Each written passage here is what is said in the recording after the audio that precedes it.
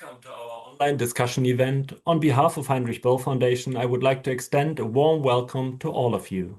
Today, we want to dive into the situation in Iran, understand how people inside Iran are coping with the ongoing war, and we want to explore the question of whether this is already the beginning of the end for the Iranian regime. My name is Bauke Baumann. I'm a senior program officer at the Heinrich-Böll Foundation working on the Middle East, and I will moderate today's discussion.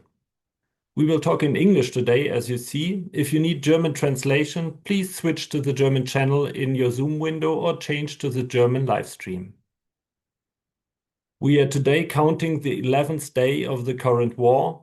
On 28th of February, the US and Israel started attacking Iran and killed the supreme leader, Ali Khamenei. Since, the war has spread over the whole region as the Iranian regime retaliates not only on US military bases and Israel, but also on other countries in the Gulf. While the human and economic costs of the war are rising, there is no endgame in sight, at least for now. The Iranian regime fights for its survival, whereas the US doesn't seem to have a clear strategy, at least it looks like this. Meanwhile, Iranians are still mourning their dead relatives and friends that were brutally murdered by the regime in early January, when security forces shot thousands in the streets in order to crush mass protests across the country. All the people are angry at the regime, which has oppressed them for decades and led the country into economic ruin. The majority of Iranians want the regime to be overthrown and a political transition to take place. At the same time, people fear the immediate consequences of the war and also the continuation of the regime's violence and repression. Today, we want to focus on the situation in Iran and on the expectations and hopes of the Iranian people, of Iranian civil society in the country, and also in the diaspora. For now, the regime is still intact, and there is certainly no automatism that the military intervention by the US and Israel will lead to its fall and the opening of a democratic transition in Iran. However, the coming weeks will be decisive for the future of the country. This might be the beginning of the end for the Iranian regime. I'm pleased to welcome my guests for today's discussion. Please turn on your cameras so that everyone can see you. Thank you for making the time and especially also for sharing your expertise. With us today is Golnoush, Kelly Golnoush-Niknejad. She is the founder and editor-in-chief of Tehran Bureau, a digital news service on Iran. She's an award-winning journalist and a pioneer in disruptive new media. Her work includes reporting for PBS, Frontline, Los Angeles Times, Time, Foreign Policy, and other media outlets. Golnoush speaks regularly on digital journalism and Iranian politics. She sits on the board of the Arab and Middle Eastern Journalist Association. Very warm welcome to Golnoush. Thank you for having me. And secondly, I'd like to present Gisou Nia. She is the director of the Strategic Litigation Project at the Atlantic Council. She is a human rights lawyer and serves as board chair of the Iran Human Rights Documentation Center.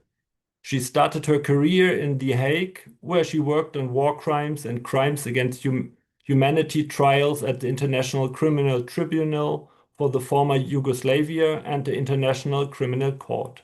Welcome, Gisou. And finally, we have Sanas Azimipour with us today. Sanas is a writer, activist, and lecturer. Her academic and activist work focuses on social movements, transnationalism, and feminist philosophy. She co-founded the collective Woman Life Freedom Berlin in 2022. She was born and raised in Tehran and has been living in Germany since 10 years, if I'm not mistaken. Welcome, Sanas. Originally, we had also planned to have Azadeh Zamirirat on the panel. However, she had to cancel due to a scheduling conflict. But I think we have three excellent speakers here. I'm looking very much forward to the discussion on the panel. Maybe as a little announcement to all of you following us.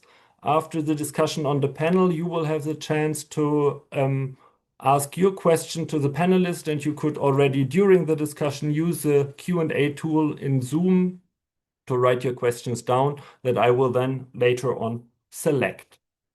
So let's get started with the discussion. I would like to start with the people in Iran, ask how they are doing at the moment. What are their hopes and fears? How did they look at the war and what do they expect? Golnush, maybe I can start with you. What do you hear from Iran, from inside Iran in recent days? Could you maybe give us a little snapshot of this? Sure. I think the most constant and the most flow of, or sputtering of information that we get are people getting in touch with their parents. And I don't know how much we can rely on them saying that everything's fine, things look worse from afar. I think it's more to make their children or their relatives feel better, because as the days go by, the visuals and videos that come out of Iran are more and more horrendous. And, it's changed significantly from the beginning when Khamenei was taken out to, today, or just like it almost seems to change by the hour in terms of people losing it at some point. I think everybody has the capacity for so much, and it gets to a point where you didn't think it would go. So it's been, it changes a lot. And most recently, the regime in Iran has offered people who are going to give a correct, the narrative that they want, the regime wants, they're going to get access to the internet to be able to put their information out there. So it's a very strange time, because those that you think that seem very credible because they use their names, they use their affiliations, seem more credible from our perspective on the outside. But if you speak Farsi and have been covering Iran for a long time, those that appear to be bots are actually the real people that are connecting and trying to hide their identity. So yeah, it's harrowing. I don't. And could you maybe elaborate a little more? How much do people feel the effects of the war? I mean, I only saw videos and pictures from Tehran and all the smoke, and of course, I mean, it seems it must be frightening to live there. At least that's my feeling. I don't know how much this is really affects everyone in Iran, or if this is only in certain parts of Tehran and other cities. Could you maybe give us some more insights on like how much is this felt by ordinary people? I think they're incredibly frightened. I think it's very scary. Judging from what people, the people that are being called on a regular basis and giving their feedback over time, at least within family circles, it's that we're more afraid of this regime surviving than we are of, the bombs. But I think that I keep thinking that that point of view from the certain constant sources is going to change, because it's absolutely horrendous. I mean, it's just, it feels, you feel guilty to be alive watching those videos. But they're very scared, and I think they're scared of what the aftermath of this regime staying in place will be. They're afraid of any deal when, Trump says that he wants to work with somebody on the inside, what that will mean for them. Will they get sanctions relief that will allow them to stay in power and at the same time continue to repress their own people? As we've seen, almost nobody on the, outside of Iran seems to care that tens of thousands of people were massacred. And so imagine what it's going to be like if they're allowed to survive. So it's just incredibly, yeah, it's very scary. I can't imagine a more harrowing situation. Mm, thank you so much. Maybe going on to you, Sanas. I mean, now the attention is completely on the war, but I mean, it's only been 2 months, not even 2 months, that I mean the regime basically shot people in the streets, thousands were killed. We still don't know the exact figure, and I mean now we're in this war, but like this brute violence, I mean, how did this impact Iranian society? I could hardly imagine how much this also has like a trace in of course people's souls and people's minds. Maybe you could also give us an idea about how much this affects people. Yeah, these has been very hard weeks, I have to say, weeks and months, of course. I mean, in January there was the massacre. I mean, there was the protest, and then directly after that, it was the massacre, and now I think we're entering the 12th day, if I'm not wrong, 11th or 12th day of the war that has started. Um, I mean, as Golden also said, there are not so many information that we can get from inside the country. The problem is that the internet has been shut down, as we've seen also during the massacre in January. It was the same during that war, so it's pretty hard to say how are people doing generally and what scales had these bombardment and the war to understand the real scale of the damage of the war that put on people's life. But from what I can say is that I mean, to everybody that I talked with, they're completely horrified. And you have to understand that these are the people who survived the 12 days war in June, and then survived the massacre in January. And while they were mourning the death, that war happened, the military attack started.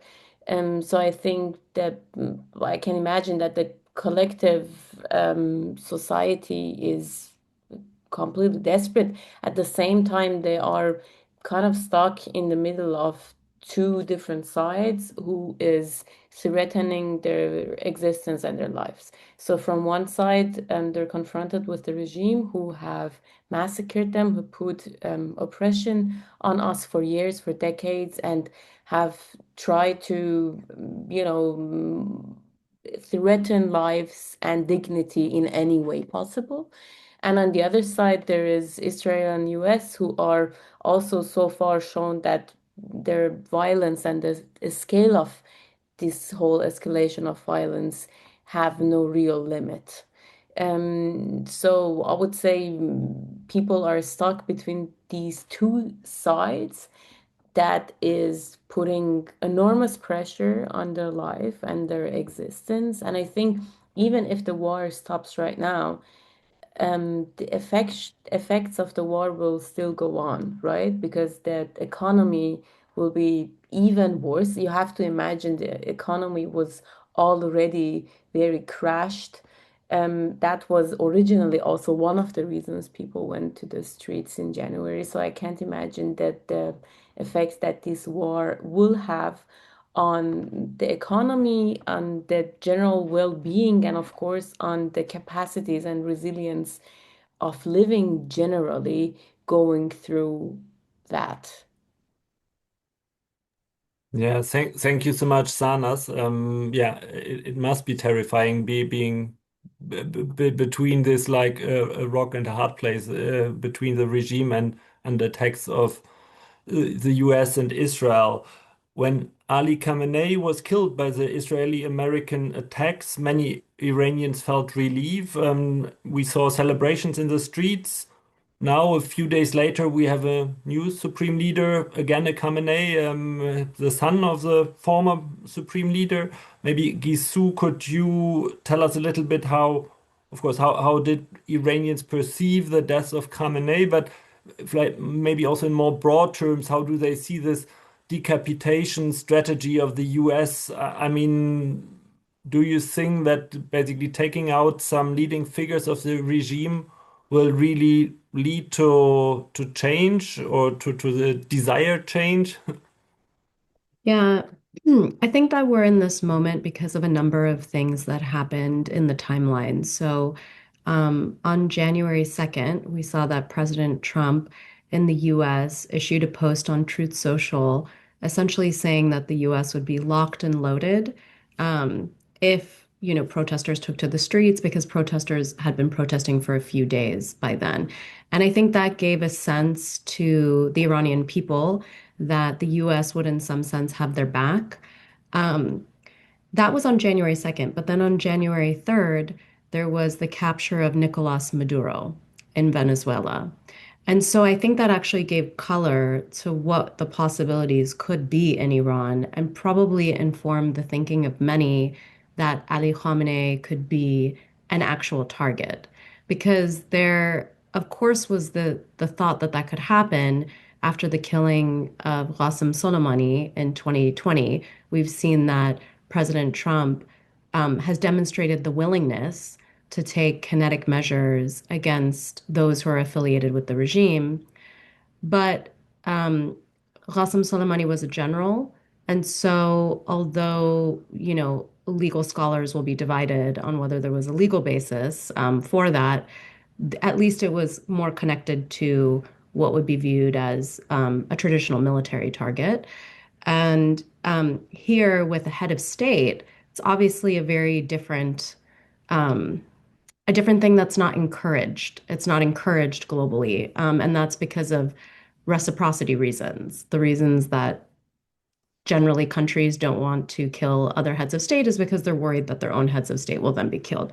But we saw that here, President Trump demonstrated a complete willingness to do that with at least not killing, but capturing Nicolas Maduro in the operation that happened. And so I think that gave a lot of hope to many Iranians who have understood that there's almost no other way to hold the supreme leader accountable.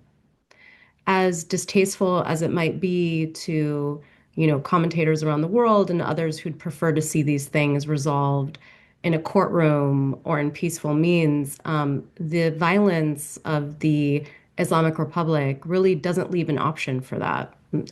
There was no real shot to see this man ever in a courtroom. He hadn't traveled outside of the country since he had taken the post as supreme leader in 1989. So there's really no pathway for that, unlike with people who are in the leadership who do actually travel internationally and where there could be some hope for an arrest warrant and an actual extradition or an arrest. And so a lot of people were thrilled when he was killed. And I don't think that was covered as much in the global media. Necessarily, you would see more focus, in my view, on different paid crowds or people who actually are connected to the regime, who really are often forced to come onto the street and show their fealty, than the many, many people who were quite frankly ecstatic about the fact that he had been killed. So all these things can be true at once. It's very idealistic to want to have seen him in a courtroom, and there were some victims who had been tortured in Iran's prisons and so on who had expressed to me that they would have loved to see that, but it's just not a reality. And so I think for many this was a moment of extreme joy. We saw celebrations inside the country. Unfortunately, there are people who were killed because they were celebrating his death. So there have been reports of, two brothers that were killed because security forces opened fire on them because they were celebrating the supreme leader's death. So we see that even the victims, the original victims of all his brutality in celebrating his death have also been targeted. And so we're getting those reports slowly because, of course, the internet has been down, the regime has cut it off, and so it makes communications quite challenging, other than a minute or two phone calls that we can manage. In terms of Mojtaba Khamenei, the new supreme leader, well, there are many memes online because nobody's seen or heard from him. So he's been appointed as the new supreme leader. He's, of course, Ali Khamenei's son. He doesn't have religious qualifications that would be suitable for somebody who takes this post. There's very limited clips available of him speaking, but he is not a gifted orator in any sense. He struggles to put two sentences together. So he truly is an example of a Nepo baby, a talentless Nepo baby in the truest form of that phrase. And people are saying that he might be dead or he might be injured or something's wrong because nobody's seen or heard from him. And so there's a lot of speculation online about what that's about. But what's certain is he absolutely does not have the qualifications to be a supreme leader. What is also certain is that much of the country does not want a supreme leader. What they want is a full removal of this regime, no watered down version, and not even a Venezuela 2.0 situation where we have the vice president of Nicolas Maduro now running that country and basically working with the US. Many people have completely rejected that.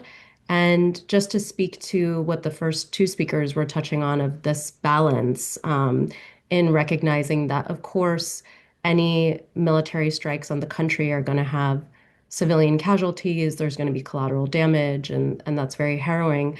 It is remarkable to me that the international media has been so outraged by, for example, the very tragic strike on the girls' school in Iran, just the amount of coverage that that's received, but doesn't even compare in terms of how little coverage the massacre on January 8th and 9th received when at the low point, at least 10,000 people were killed. The estimates go up to 30,000, but certainly double-digit thousands of people were killed, which makes it one of the worst single-day massacres, not just for Iran, but globally in contemporary history. And it really has not received the kind of coverage that one would hope.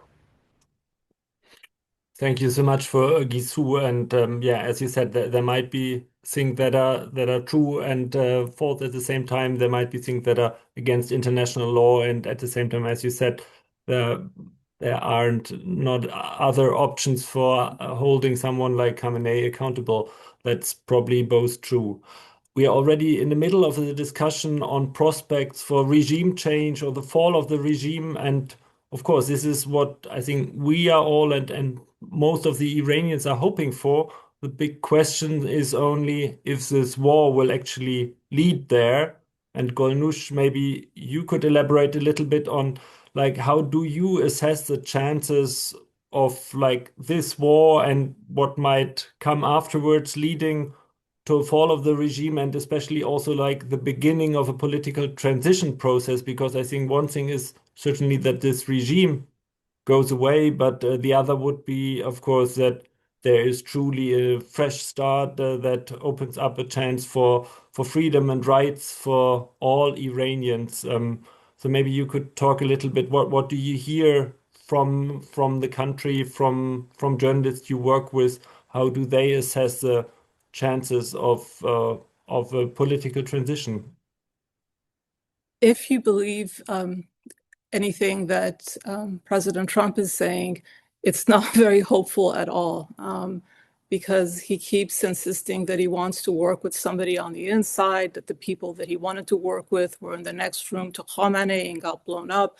There's a lot of contradictory messaging that comes out. Somebody made a very good point. Again, they were like, look, they took out all these Basij and IRGC headquarters and police stations and, all these, and they're still standing. Can you imagine us trying to overthrow this regime, have regime change when we're not even armed, when we can't even take over one Basij office? So it just seems like an insurmountable prospect right now. It's, especially since I've seen administration after administration kind of buying into this myth of pragmatists and reformists and, okay, we try to work with the reformists, let's do the hardliners. And we've seen them, always throwing them a lifeline when they were weakest. So I guess it just, you wonder if the Israelis have better intelligence, if, people who know what's going on are giving Trump the right information. I don't know, but judging from all the contradictory things that come out, judging from the fact that the regime has been able to show, kind of project this continuity by having a so-called supreme leader. Again, we don't know if he's there, but having another Khamenei who's young and ready to go. And you have a lot of the people, a lot of the figures that most people are familiar with in the Iranian government, in the Iranian establishment, are still there. So you still see Rouhani, you still, Khatami's there, Pezeshkian is there, Araghchi. And so, they're bringing their people out, and they're being amplified by CNN and the mainstream media. They're proscribed, almost, mandated gatherings are getting a tremendous amount of coverage. And so there's this, and then you have people who don't believe anything that's coming out of Iran that is contradictory to that, because there's been such a vacuum of reporting on Iran over the past, 47 years. And so because what people are, the information that people are trying to get out kind of blows in the face of what most liberals, Democrats, progressives think of Iran, that also makes it more difficult to do anything. So at this point in time, at this very minute, it just seems like total impossibility.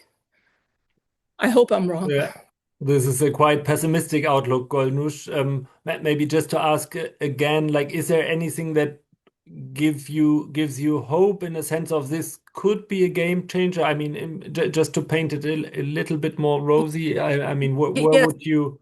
It definitely has been a game changer. When the protests first started in December, in late December, a lot of the people who were there were, young men, and they seemed to come from a very working class background.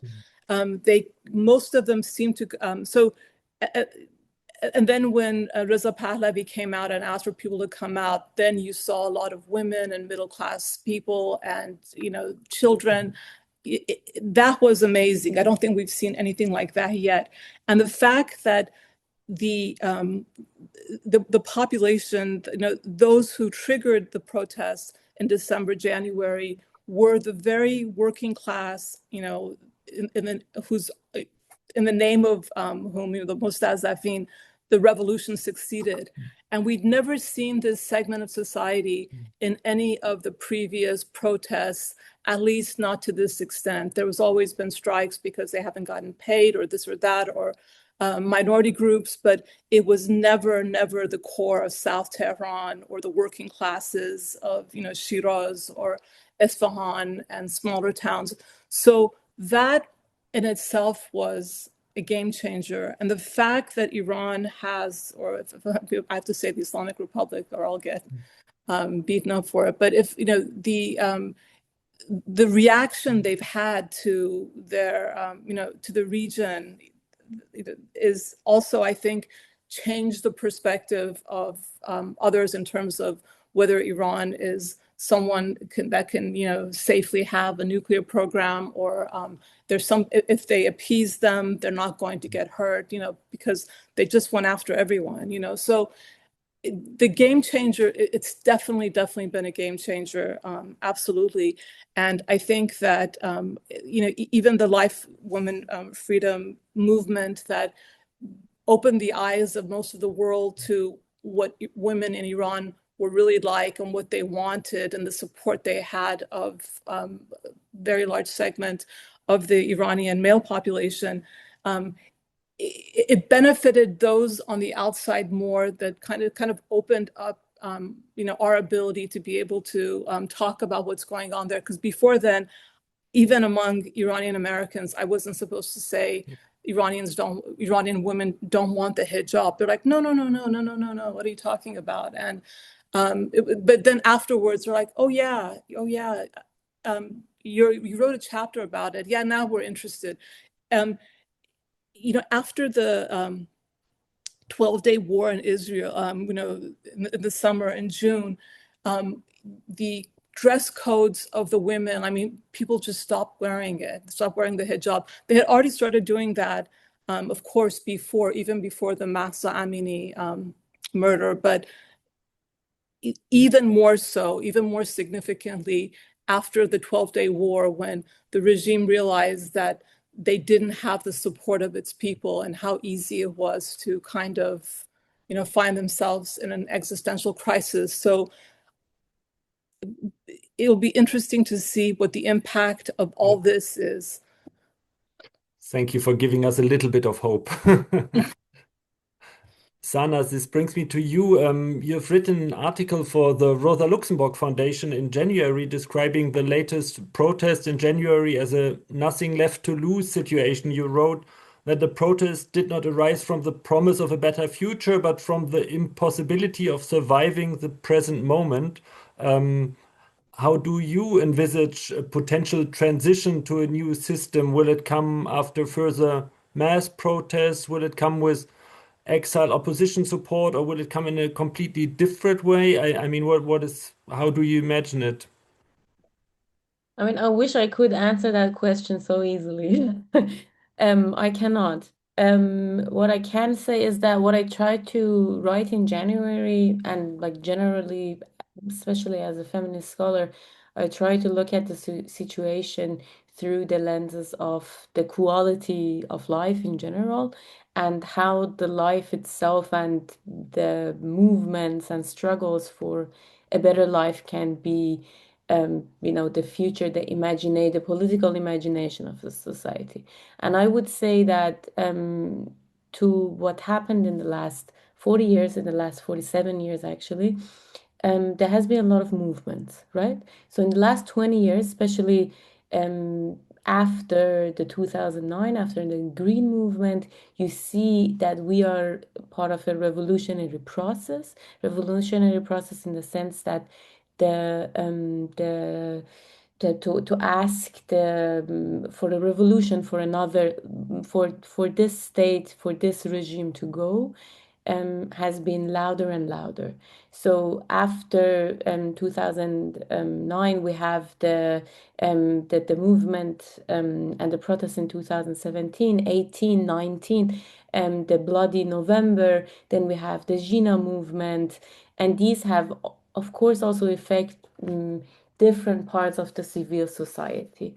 So I have to say that in the Jina movement, for example, there were two different movements that came together. One of them was Dad Khahi. Dad Khahi is the movement that originally, especially, was built by the families of the executeds in the 1980s, who fought for the justice of their family members, to seek justice and advocate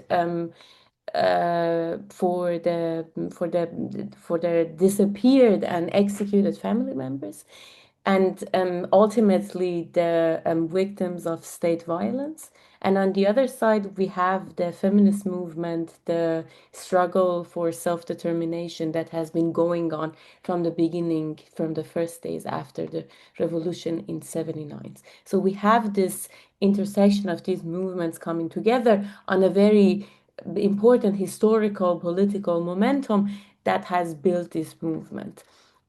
So what we're seeing right now, what we saw in January, was also cannot be not be seen as a continuation of a revolutionary process that has been going on for years. But the difference is that I would say that general collective society right now, especially in the last 3 years and after the very hardcore economical situation, is not very much into that hopeful direction of fighting for a better future, of fighting for to fight with hope ultimately. But because that, if you look at the prices specifically, you can see that if you cannot afford, if next week you cannot afford your rent, you cannot afford to buy yogurt, that means that the what is motivating you and what is motivating the society is not specifically that willing, the hopefulness, but mostly the rage and the a necessity because the life cannot go on like this anymore. When I'm looking at this after the war and after the massacre, I have to say I'm not very hopeful. Just because I don't think, I mean, I was also very happy when Khamenei died, but I think my analysis is not also based on if I was happy or other people were happy or not. I mean, I wouldn't even say because people cheered for that war or were against this war, this had a lot of enormous effect on that being happening or not. But I don't see any way that more death and destruction would bring any other path to freedom. And my biggest worry, I hope I'm wrong. I have to say that. I hope I'm wrong and I hope that the future will be bright. But at the same time, I cannot oversee the effect of that mass destruction on every small organized civil society, whatever kind of structure that has been built in these last 47 years. Because the problem is that the war and the massacre will also change the whole political narrative. So when it's about survival, the first question will also the first main political discussion will be also about survival, about shelters, about safety, about how to, protect your lives, to protect the lives of your loved ones. And in such a situation, um, I don't see how can we even talk about another democratic alternative of going toward another kind of future. Thank you, Sanas. Even though it's, yeah, as you said, not very optimistic, I hope future proves you wrong. But let's see. Gisu, Me I don't too. know if you have a more positive outlook. I mean, talking about a potential transition, maybe asking you as someone working on human rights a lot, what would be for you prerequisites for a just and democratic transition to happen? I mean, can such a process arise from a war that might have some, yeah, legal problems, or where you could say it's in violation of international law? Well, I do think that some of the conventional wisdom about how states can transition out of a dictatorship has been challenged in recent years. I'm a student of a time in which the standard thinking was that nonviolent resistance was the only way to ensure an enduring democracy in a country. But we see the example of Syria. Um, there was years and years of protest from a Free Syria movement, from Syrian intellectuals, activists, civil society. There was the involvement of the United Nations. There was every possible international tool that was tried to be used in the situation. And in the end, Bashar al-Assad was ousted because of a militant group. So on Venezuela, people on my team are, I have a Venezuelan human rights lawyer on my team who's deeply involved with the situation there and trying to figure out how to transition that country in a positive direction.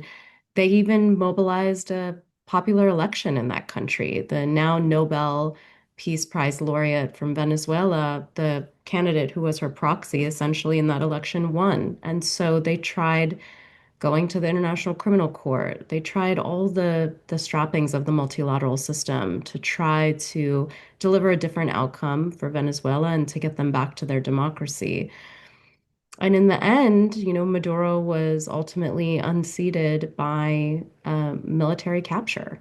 So I think there's some thinking that those, in my line of work and in other lines of work, need to really start grappling with that. Sometimes the dictatorships in these countries are so incredibly violent that there really does appear to be a question on how they ultimately are dislodged. As we saw Millions of people came to the street in Iran in January 8th and 9th, and ultimately many of them, tens of thousands, were slaughtered by Islamic Republic security forces. So exactly how a violent dictatorship is to be dislodged, I think, is an enduring question if the dictator themselves do not leave.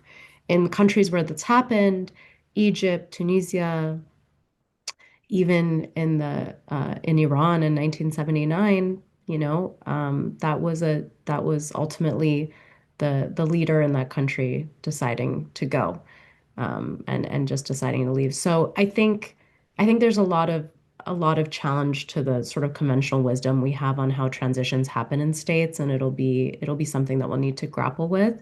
In terms of what may happen here, um, obviously, there are different individuals who have offered to act as transitional leaders or a transitional council, notably the son of the deposed Shah, Reza Pahlavi, among them. But there are opposition leaders inside Iran who are coming together to form collectives to offer that kind of leadership as well.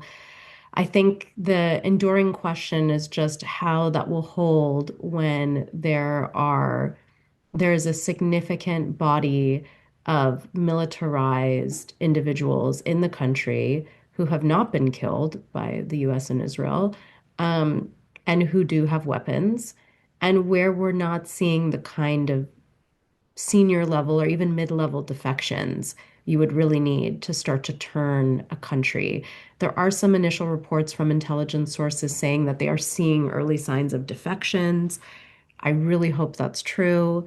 Reza Pahlavi himself has said that the number has changed. Initially, they said 50,000, then 100,000, then 150,000 of potential defections. I don't yet see those individuals coming forward or changing any of the calculus of what's going on inside the country. As Golnush was noting, these buildings have been destroyed, like the places where the security forces work have been destroyed. But we've seen visuals of that allege that security forces are like gathering in the street around a car, and that's their new, site of operations. So it doesn't appear to, as of yet, have really discouraged a lot of them, but we're getting conflicting reports on that. I would say that's the single most important factor at the moment, is what level of defections there are going to be, because there are hundreds of thousands of these people. You can't, in theory, kill them all through kinetic means. So how exactly is that gonna work out? And then I think if that situation is stabilized, then there's a real shot for Iran to be a future-free Iran. There are an incredible talent pool inside the country who's ready to build this country in a future vision. And fortunately, there's also a very engaged Iranian diaspora that has connections in different industries all over the world, has the connections to the type of investment that Iran will need to move forward. And that's significant because Iran has been isolated for decades. So you really need, that bridge to be able to bring those contracts around and kind of bring that expertise. But I'm hopeful for the future, but I think there's some very big, extremely big questions that are pending. Thank you so much for this slightly more optimistic outlook, but I think you pointed out a very crucial question that, like, as long as the war ends and there is still like a significant number of armed forces that are not ready to buy into any kind of transition, there might be the danger of another sort of military dictatorship, even if it's maybe a different form.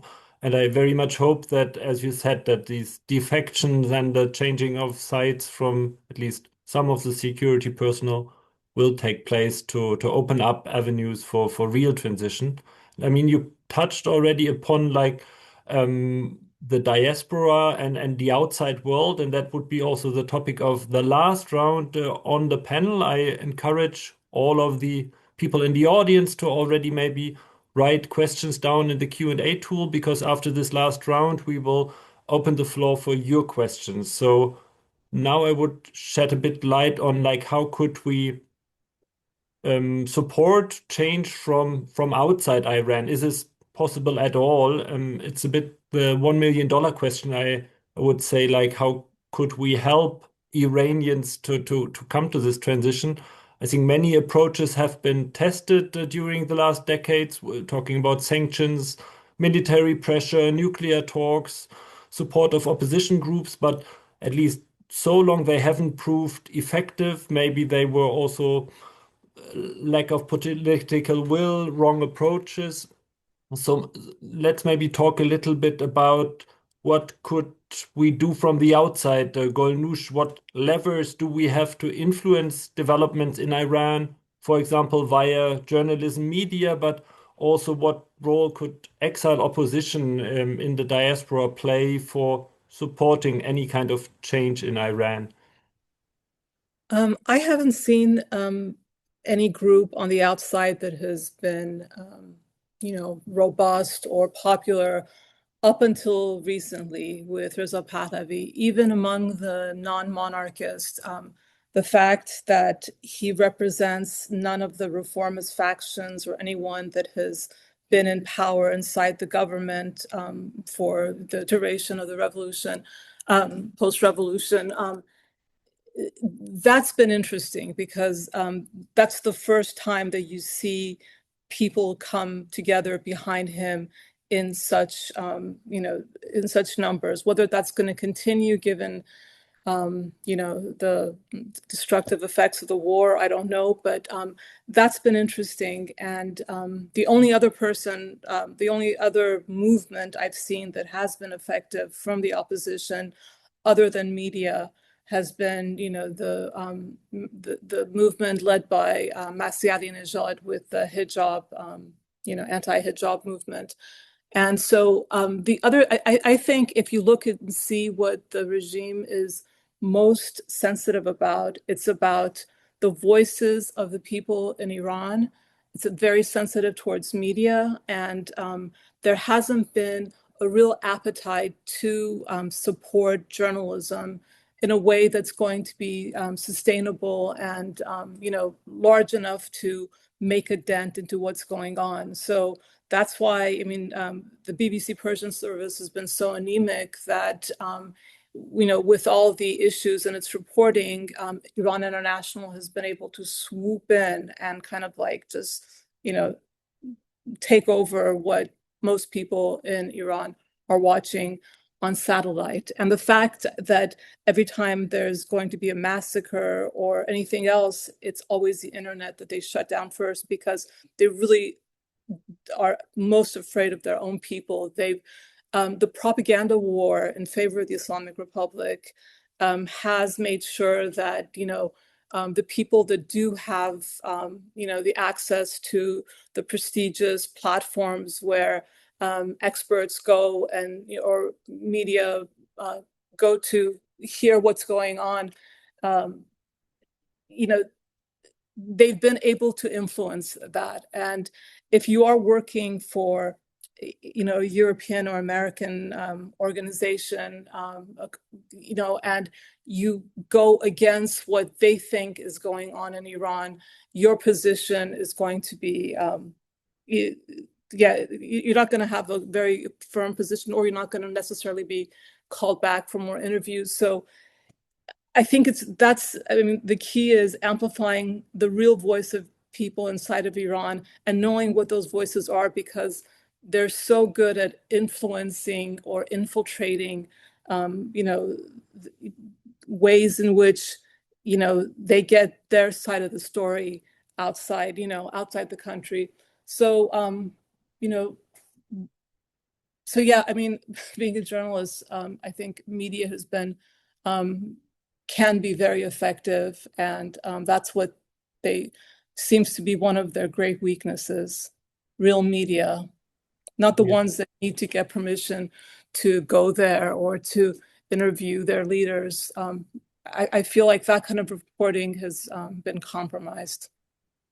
And when you say it needs more media, like what is the biggest challenge? Is it lack of financial resources? Is it Is it technical possibilities to circumvent internet shutdowns via, I don't know, VPN or other technologies? Yeah, Or is it like, I mean, of course, it might be also dangerous for people like reporting from inside Iran. So maybe just to shed light on it, what would it need more concretely? Is it funds? Is it political support or other?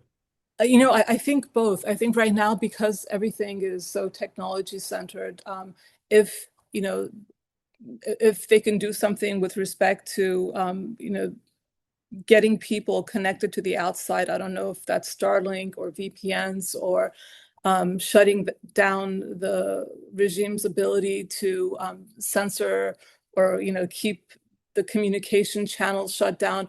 I think when it comes to technology and high tech and all that, that's one part of it. And it's hard. I mean, you really, like, over the past, I don't know how many decades, I haven't seen a real appetite to support journalism, and especially now when in the United States it's disintegrating before our eyes. It's hard to make a case for getting the kind of funding that would allow us to do journalism in a more, you know, optimistically, the correct way, that Yeah. but what I see right now is that there's like also one big pushback that I see is that people are no longer looking for the truth. They're looking for evidence, even if it's fabricated, to push their positions forward. And a lot of that is right now kind of being shaped by hatred towards the United States and Israel. And they just don't see any nuance or alternative between that and the really strange positions that they have taken and have come to believe. So, I mean, my one optimistic hope is that by being in a position to amplify the truth to the best extent that we can, whatever that first draft is, or that second draft is, and kind of having the history now behind us to be able to put issues in perspective when we can't do, second by second, blow by blow reporting from the ground, that it can be an example for other places as well. So kind of naive and Yeah. optimistic, but. Thank you so much, Golnush. I think we received the message. It needs more media and, of course, more attention and financial resources. Sanas, if we go to Germany, like political decision makers here and also in other parts of Europe often say things like, we are at the side of Iranian civil society, or we are the voices of the brave Iranian woman. This sounds, of course, quite good at first glance, but can quickly turn into a hollow phrase. Is Europe doing enough to support Iranian civil society? And maybe also what kind of support would activists and journalists need or want from Europe and Germany in particular, and especially in these times? Could you maybe give us some ideas on what it needs more from Europe? I mean, we saw also in the last recent week that Friedrich Merz, also the Chancellor of Germany, said multiple times that they will support this war and they are on the side of Israel, as they also said before during Israeli attack on Gaza. So I think to be specific, I think their side is very clear. But I mean, looking at what steps do they take in order to protect or to support the civil society, I don't think that's something like practically it's more than a PR thing. Whether it was in the Annalena Baerbock's time, or right now, if you look at the way that the Iranian migrants and refugees are being handled, for example, we see that, I mean, right now, after 2 weeks of the war beginning, now the conversations are being like slowly starting around the new waves of refugees from possible refugees that would flee from Iran. So I would say in that sense, actually, the Iranian civil society in Germany is being very much under pressure because, I mean, on one hand, they don't get any support in the sense that their life is being held in this very precarious situation. Most of them, I mean, if you look at the numbers, for example, more than half of the asylum applications in Germany this year have been rejected. That means that this fantasy of really protecting Iranian lives is not really the case. And at the same time, by looking at Germany's support of this war, I would say I don't see any scenario in which it's really about people's life and it's about like generally human lives.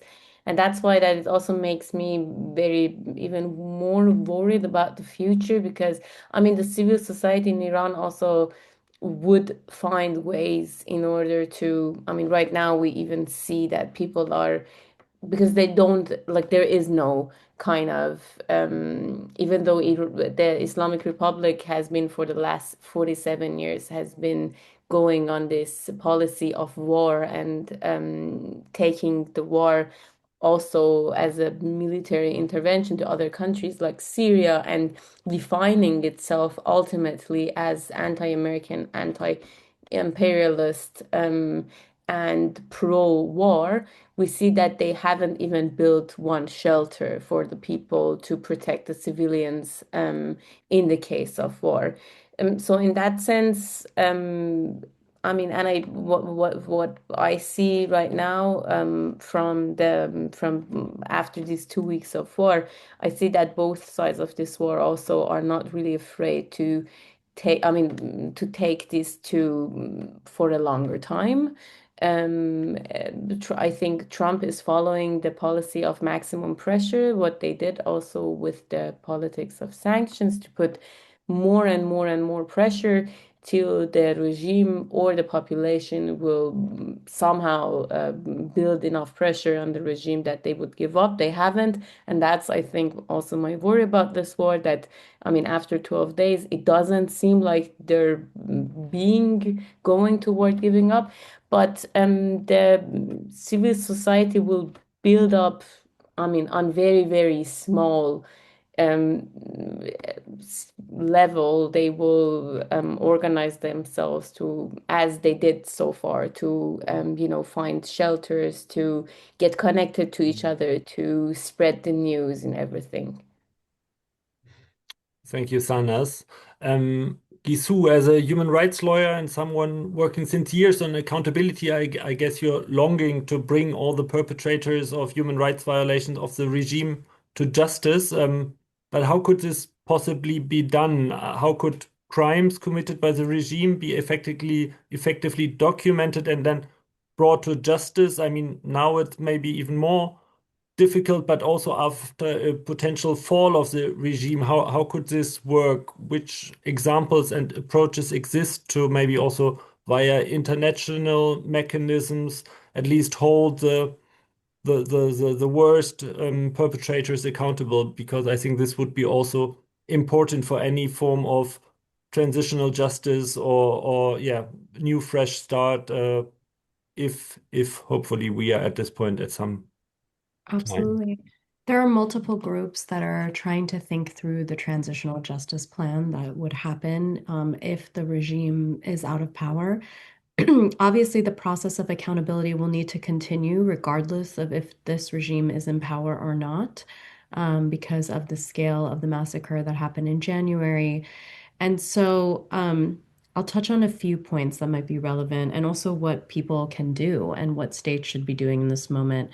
One thing is, one good move was that there was a special session of the UN Human Rights Council that was called after the massacre in Geneva. And the mandate of the UN fact-finding mission on Iran was extended by 2 years.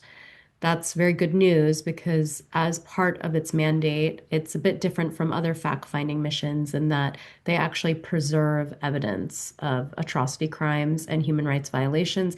And they've made international criminal legal findings in their reports saying that the regime has committed crimes against humanity, during the Woman Life Freedom protests in 2022. I expect that they'll make a similar and probably more significant finding about the massacre, and that report would be out in September. So this report that's upcoming, they're about to present their report at the UN Human Rights Council next week, more or less. That won't have as much about what happened during the massacre because it takes a while, obviously, to authenticate, to process. But the report that will come up in September will really have that laid out. And one thing that the UN fact-finding mission has always said is that anywhere where universal jurisdiction can be exercised, it should be exercised. And we see that we just received reports about Mojtaba Khamenei, who is now the supreme leader, being given medical treatment in the UK for months. So he was in the United Kingdom getting medical treatment. He was present. To the question that often states will have around, do these individuals travel? Are they in jurisdictions where there are universal jurisdiction frameworks or frameworks with extraterritorial application of the law? There absolutely are these instances. It's just that states are unwilling to issue arrest warrants. They're clearly giving visas to these individuals. Often it's medical visas. We had the example of two different judges coming to Germany in past years to receive medical treatment um, from the Islamic Republic. And so I think a lot of this has to do with money as well. We see that Mojtaba Khamenei owns multi-million-dollar pound homes in North London and throughout the UK. And that was the results of some investigative reporting from Bloomberg. So I think it's really important to look at the asset flight, look at where some of these assets should rightfully be frozen, seized, potentially repurposed for reconstruction uses in Iran. We have the example of how that's been done in the Ukraine situation. We also have some limited applications in the Syria situation. It's part of what my legal team works on when it comes to Syria and setting up a victims fund. So I would like to see more focus on the assets that are worldwide from these individuals because they have managed to amass millions and millions and millions of dollars of wealth while they have destroyed the economy in Iran and have forced people below the poverty line. I also want to see more rigorous attempts at exercising universal jurisdiction where an individual is actually traveling, not on a diplomatic visa, because that oftentimes people are calling for Islamic Republic of Iran officials to be arrested when they come to the UN in New York or Geneva, and that's just a non-starter because of diplomatic immunity, and there's a lot of energy focused on that, but it's just impossible, and a prosecutor would just laugh at it more or less. So I just want to have realistic options around that. One thing I'll note about how the kinetic approach to the situation in the country is intersecting with some of the justice approach. I was part of a filing in mid-December before these latest rounds of protests started, a criminal complaint filed by a group of complainants from the Women Life Freedom Movement in 2022 who were blinded, shot, injured, and one whose mother was killed simply for protesting. We filed that in federal court in Argentina under the universal jurisdiction framework when we revisited the perpetrator list because before filing, we had drafted a perpetrator list maybe a year before. The investigation took a year and a half. When we looked at it again, we realized that 1/3 of the perpetrator list had been killed in the 12-day war. So Israel had killed 1/3 of these senior level officials in the military, intelligence, police, IRGC, and so on. So obviously the victims were quite happy to hear that, I should note. But I think we'll see who is left on the perpetrator list that the UN fact-finding mission on Iran has confidentially compiled and that other NGOs have compiled and where these individuals will be traveling and where we can get them. But it really requires the political will of states, which we so far really have not seen. Germany is included. They could open a structural investigation into crimes against humanity. They have refused to do so. I think they should really reconsider that, especially when it comes to the crimes committed during the massacre. Thank you so much, Gisu, for pointing out these avenues for looking for accountability and bringing perpetrators to justice. And maybe just last comment that the European Council on Constitutional and Human Rights, a German NGO, has also just tried again to open the structural process in Germany under the general jurisdiction. I very much hope that this time it will work, because it would at least be a strong signal, and at least in the Syrian case, it also worked to bring some perpetrators to justice and sentence them in Germany. So now we are coming to the Q&A with the audience. We have already quite some questions, and maybe more are coming in. I would maybe start with picking a first round, and then we can do a second one. Let's see how many questions are coming. And also, of course, the three of you, if there's additional topics you want to elaborate on, also use the time to maybe bring in these aspects. Maybe I'm not posing the right questions and you have things on your mind that you want to share. Feel free. Maybe the first two questions I would pick from the audience. I mean, many people ask a little bit, what should Europe do? What should Germany do? What could they do in terms of the war, more general, to support civil society? I think you touched already upon many things. And also one asked, what could I do as individual living in Germany to support Iranian protesters or civil society? Maybe if there's more ideas on this, also vis-a-vis the US and Israel, like how should Germany, how should the EU behave? I would be happy if you take it. And then the second one is more on Reza Pahlavi. Of course, he's probably the most prominent figure in the exile opposition right now.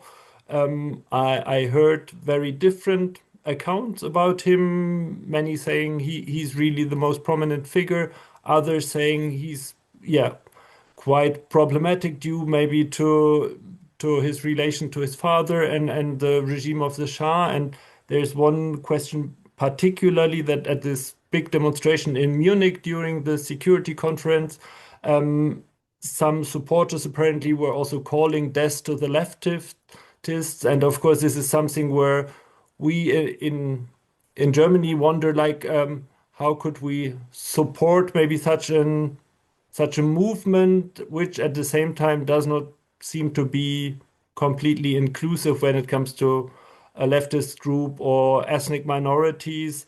But of course, maybe this is just some supporters. But I would be curious on your take. What role do you see potentially for Reza Pahlavi? And yeah, feel free to pick from those two big questions what you like, and we can go in the same order, or if someone want to go first, please.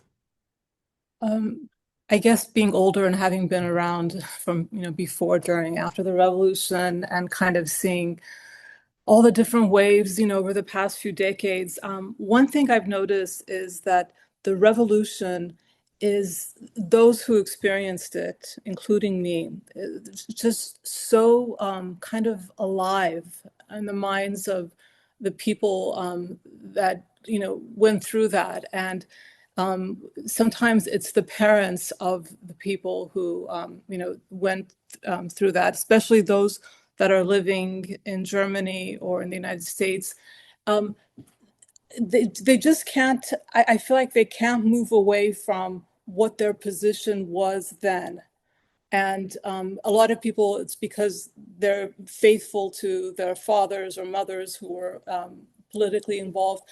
But I think those who are inside the country have been able to move on more because, I mean, for me, something that has existed in a vacuum is more real than someone who is like living in that place day after day after day. And, so I feel like a lot of the reporting that was done on the Shah, on the revolution and what happened is an exaggeration, or even if it's not an exaggeration, comparing it to what has happened, from the revolution on, especially most nakedly in January of this year, is it's just like, I feel like that's not the issue. That's not the issue right now. And we honestly have not seen anyone else whose name can carry that kind of support.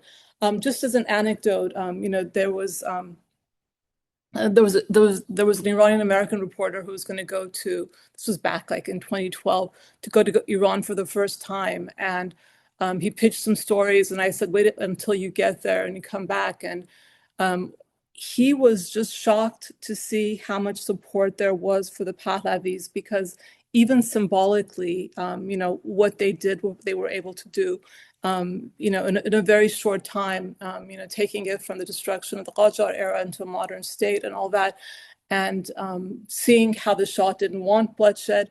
It's a very different story, than what those who were involved in overthrowing the Shah still remember. It's almost kind of like a gut reaction to that. And in terms of the people saying bad things about the leftists, violent things about them, I don't want to support that in any way, because there is a lot of profanity, but they are just not given the space to express themselves. And the kind of pushback they're getting from so-called, leftists, liberals, progressives, whatever they want to, is just so strange and so out of the ordinary. And it's such an incredibly sensitive moment. And, within that group, there are so many different types of people, factions, movements that can be supported, that can, in their support, maybe be a more credible opposition than those who are, resorting to violent speech. So. Okay. Thank you very much, Golnush. I don't know, Sanas, if you have a different point of view or if you want to add other things. I mean, as I said, pick what you like to say on it. I think maybe I can, comment on that thing. I mean, I think I cannot have I think that there is no illusion on the fact that Reza Pahlavi has a lot of people supporting him. And I think we can't, even if we want to give a good analysis of the situation, we cannot lie about that. At the same time, I think there are very different ways of why people are supporting him in that particular time. And I wouldn't say they necessarily support him because of his policies.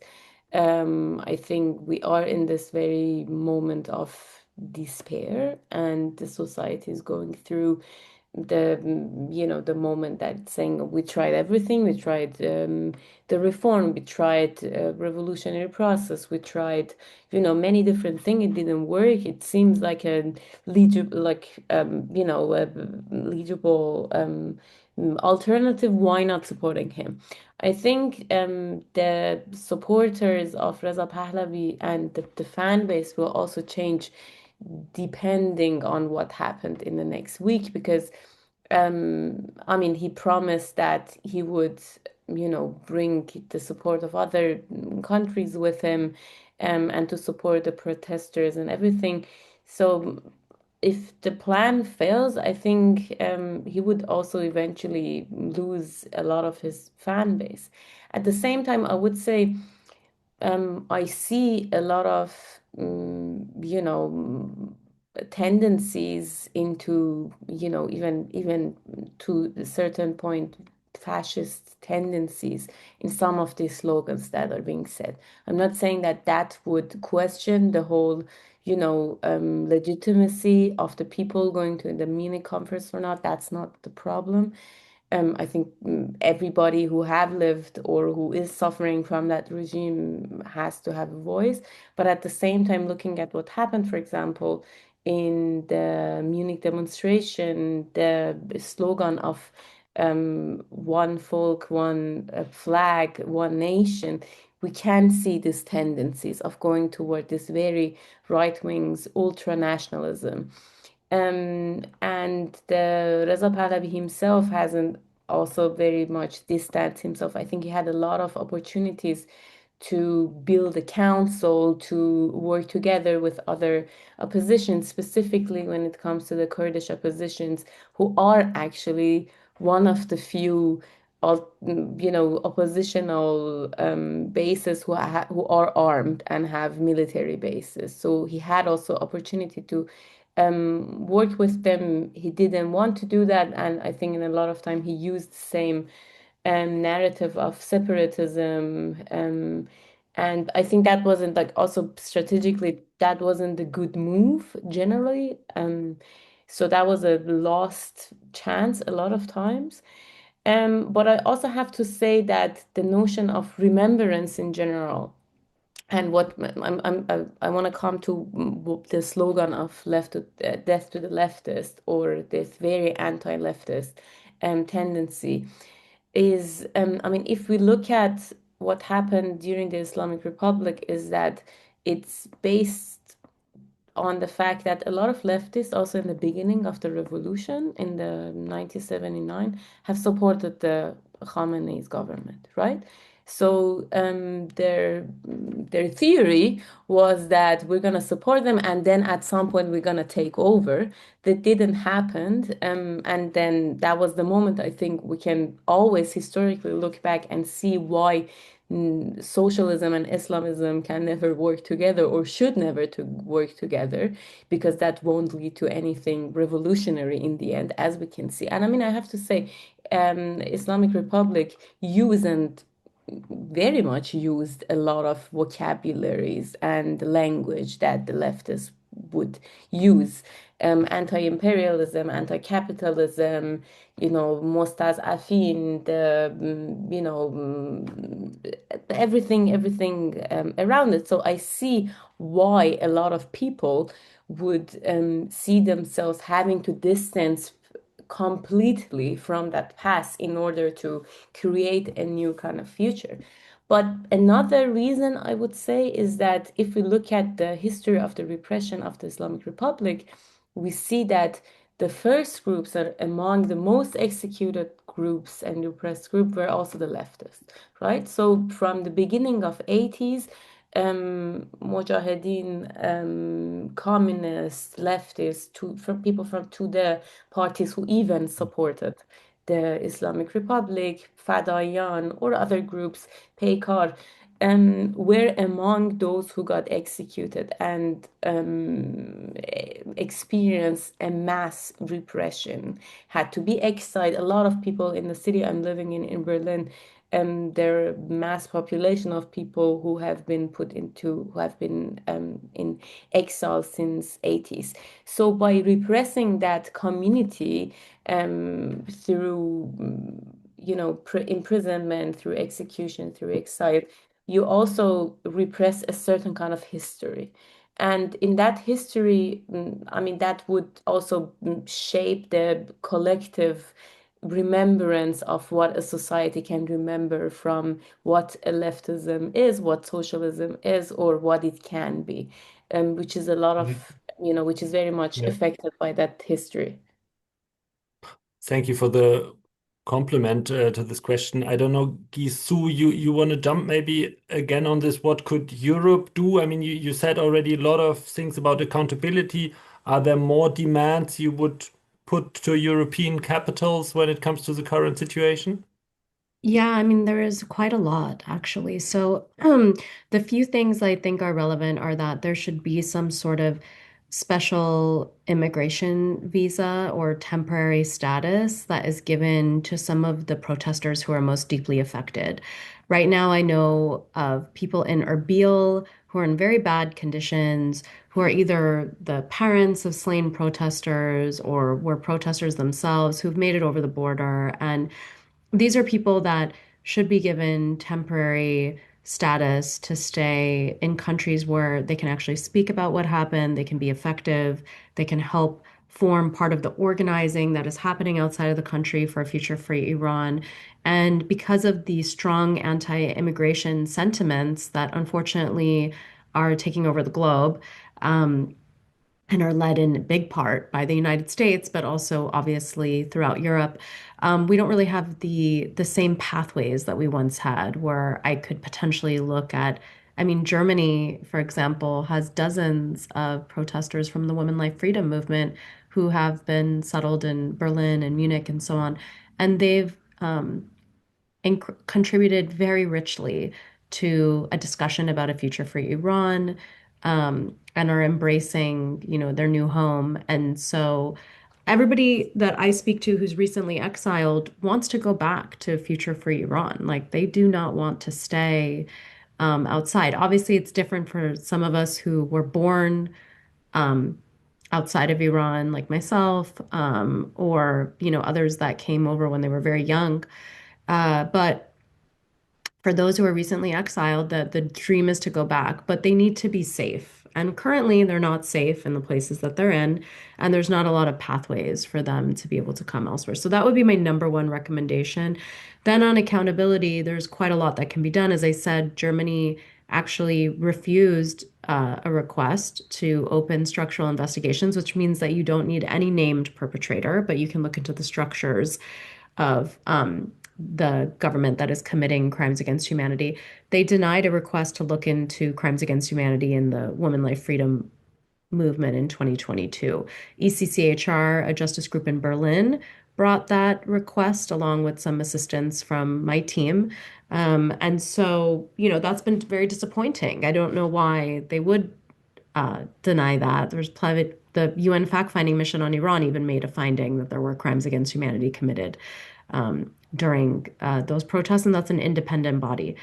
So I would really urge countries throughout Europe, including Germany, to do that if they have the ability. They've done that on Syria. They've done that for crimes against the Yazidis. They've done that on Ukraine. Some have done it with respect to Palestine. So I think it would be very appropriate to recognize that there was one of the worst single-day massacres on record, clearly amounting to crimes against humanity, and to open that. The other thing I would say is um, to not recognize the Islamic Republic. So we saw some, incredible words from the president of the European Parliament at the Munich Security Conference, where she was really taking a position of no normalization with the Islamic Republic. And that's a bit of a different tune from what we have often heard with European leaders. And I think it's critical because that is what the Iranian people are signaling that they want, almost overwhelmingly. Of course, there are people who don't and disagree, but the trend really is towards this desire to see the regime out. And the international community has a role to play in transit and helping Iran best transition to that goal. One very last thing is that many human rights organizations and other uh, folks that are part of civil society on Iran often need support also in the way of funding to be able to do their work because it's not, I mean, it actually takes resources and that's sort of been cut across the board. So that's why we see more of a limited response in terms of what's actually possible in terms of people being able to organize um, accountability meetings, being able to visit prosecutors in Europe, being able to take advocacy meetings with foreign ministries. People are paying out of pocket for that, and it becomes really challenging, obviously, to be able to keep advocacy up at scale. And when I look at very well-moneyed advocacy operations involving other conflicts or other, politically sensitive situations, the difference really is in the amount of resources that you can invest for communications and so on and so forth. Um, some of the opposition leaders and people who are engaging in that way are very well resourced. But I would say that Iranian civil society that's trying to operate and are really operating on a shoestring budget. So it makes it very difficult to do that kind of work. So that would be also where, the European Union could potentially step up with more funding for things that would encourage pluralistic politics and also this broader human rights framework. Thank you so much. I hope a lot of decision makers listen to your words and will make sure that they are at least partly implemented.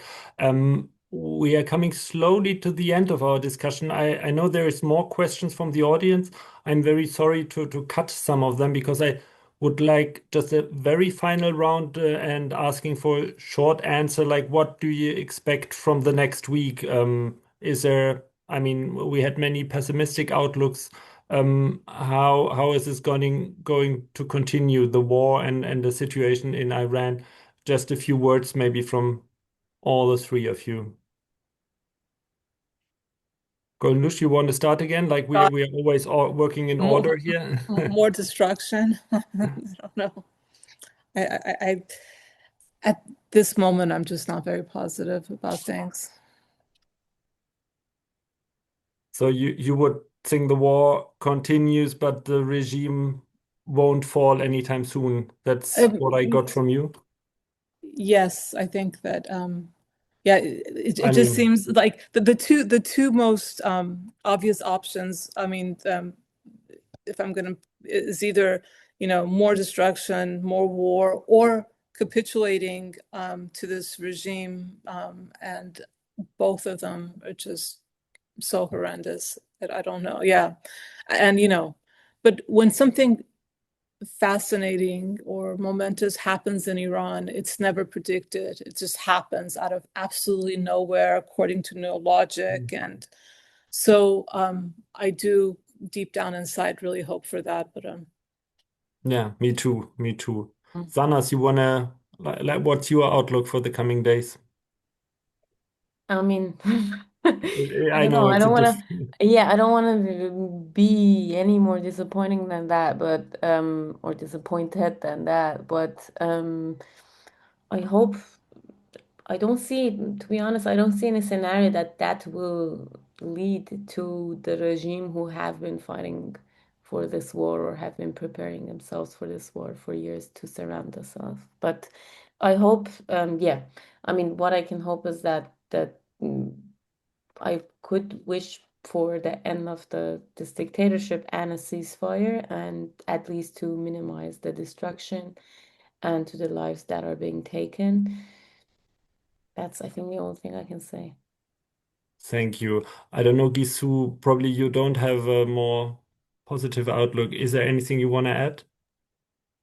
Not really, just that a lot of things can all be true at once. I see very binary positions online and in coverage, really talking, either focusing um, only as if the situation in Iran started with on February 28th with the invasion of, I mean, with the strikes from US and Israel.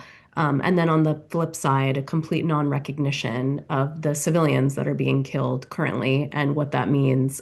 So I feel like we need to get out of the binaries, and it's important to recognize the complexity and that this didn't start on February 28th. Um, I think that sometimes there's a difficulty of grappling. Um, Conventionally speaking, I think we're much more attuned to when a different country does military strikes on another country to then say that that's the type of violence that should be stood against. And when something appears to be internal, there's an idea that somehow it's not as severe when what we saw were that tens of thousands of protesters were just slaughtered in the space of 2 days. That's an extremely violent episode, but doesn't quite capture um, the same outrage, I would say, as when, bombs are falling on buildings and there's like the rubble. But again, that damage to buildings is not great, but like those are buildings. There are people as well, but there was many, many, many people that were killed in January, and I just didn't see the same outrage. So I just encourage more of a grappling of the complexity that the violence did not start on February 28th. It definitely did not. And what can we resolve to make this as peaceful as of a solution as possible is a really big question. And if the remnants of the regime are allowed to stay in power, I fear a much darker time ahead for the country, which I think my fellow panelists have said as well. So that's it. Thank you very much. We are at the end of today's discussion. I'm very grateful for your perspectives, even though they are, as we said, not very optimistic. I hope that the future proves us wrong and that there might be a surprising moment that opened up a chance for real transition for fall of the regime. We will follow up on this, and thank you so much, Gisu, Gulnush, Sanas, for your time and being with us. And I wish you all the best for your respective work, which is so important for the future of Iran. Thank you so much. Thank you as well to the audience. Thank you for listening, following, and of course, bringing in your questions. Thank you to our technical team and the interpreters for their all the work they did. And maybe just as a small announcement, next week we will have on Thursday another online event on the broader impacts the war is having on the region. You could join us again if you like. For now, I say goodbye and take care, everyone. Thank you. Thank you. Bye. Goodbye.